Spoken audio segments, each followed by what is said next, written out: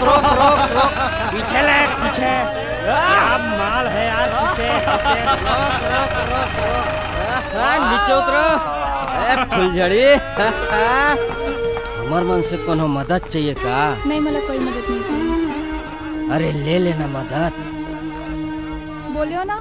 अरे ले ले मदद, ले लेना। छोड़ मोर हाथ ला। ऐसे कैसे छोड़ दें? का बदतमीजी है। इसने के दराय मान ला कोनो छोड़ के जाते का?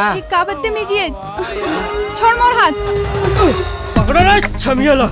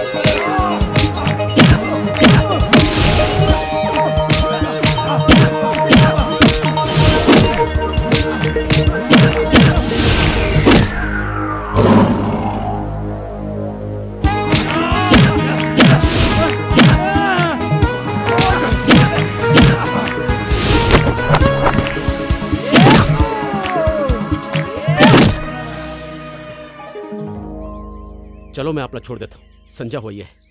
ठीक है काका, गाड़ी लेके आ जाबे। हाँ बेटी चलो।